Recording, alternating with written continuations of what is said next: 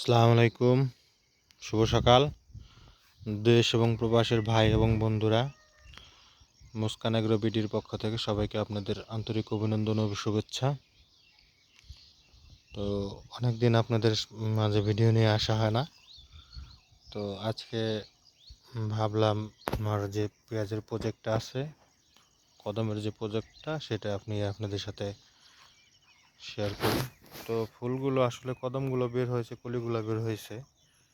তো এখান থেকে হচ্ছে আপনার ফসল আস্তে আস্তে, অর্থাৎ বিচিগুলা বের হবে, বিচিগুলা হবে।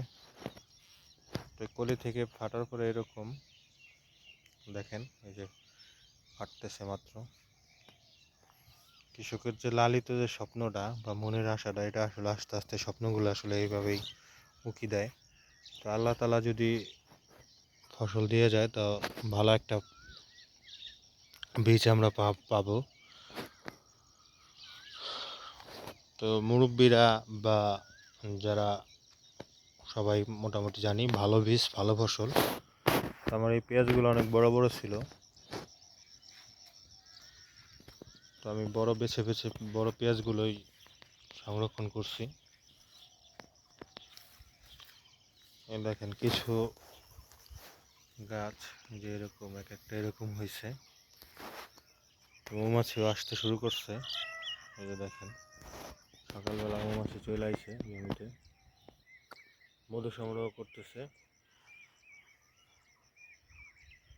এই যে মৌমাছি।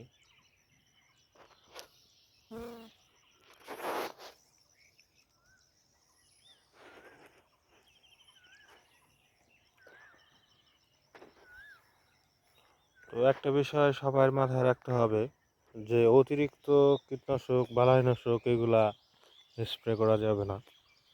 যেহেতু আমি প্রথম এবছর করছি, তো একজনের সাথে শালা পরামর্শ করে সে বলল কি, আপনার পেঁয়াজের অবস্থা তো কন্ডিশন ভালো না, তো আপনি একটু স্প্রে করেন। তো তার কথা মতো স্প্রে করা, যদিও সে আমাকে ভালো পরামর্শ দিছিল, বা যাই হোক ভালো বুঝাই দিছিল, তো সেইগুলা তার কথা শুনে আমার পেঁয়াজ গাছ সুস্থ ছিল। এখন স্প্রে করার পরে দেখেন কাণ্ড কিছুটা বাঁকা হয়ে গেছে।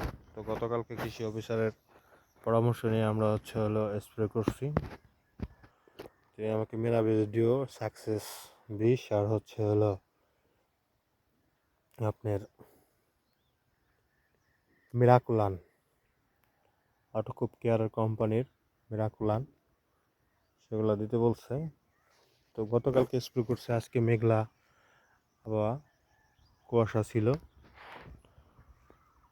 তো সর্বোপরি কথা যে অতিরিক্ত বালাইনাশক বা কীটনাশক এগুলা থেকে দূরে থাকতে হবে। দেখেন এক একটা গাছ কি লম্বা, আসলে গাছ লম্বা করার দরকার নেই, আপনি ফুলটা যাতে বড় হয়। দেখেন মাশাআল্লাহ, আলহামদুলিল্লাহ ভালো হয়েছে। এই যে যে অবস্থা ভালোই লাগতেছে, আসলে স্বপ্নগুলো উকি দিতেছে। তো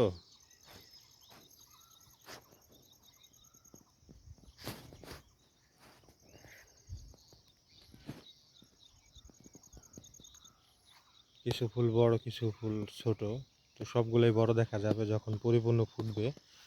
এখন মাত্র মৌমাছি দুই একটা আসতে শুরু করছে। তো এই দেখেন আমার জমির কন্ডিশন, সবাই কমেন্টে জানাবেন যাদের অভিজ্ঞতা আছে।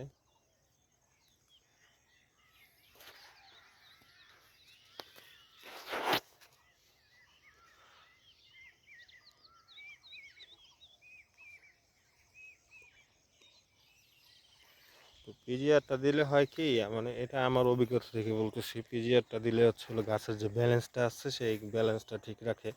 মিরাকল একটা পিজিআর, আমি সিনজেন্টার মিরাবেস দিয়ে দিছি, এর আগে লোনা দিছি 2বার। আমি ভাবছিলাম আমি আর স্প্রে করবো না। তো কিছু শোষক পোকার মতো আছে, এই যে ডান্ডাটা কীরকম কীরকম যেন হলুদ হলুদ হয়ে যায়, ওই যে দেখেন, এগুলো জাস্টিফাই করবো। ম্যাক্সিমাম আমার গাছের স্টিকগুলা সবুজই ছিল, দুই একটা যে এরকম মনে হয় শোষক পোকা ধরবে ধরবে, বা অন্য কোনো অভাবে হইতে পারে। তো যাই হোক, অহেতুক ভিডিও আর বাড়িয়ে লাভ নেই। তো আপনারা সবাই ভালো থাকবেন, সুস্থ থাকবেন, আপনাদের দীর্ঘায়ু এবং সুস্থতা কামনা করি। আল্লাহ হাফেজ।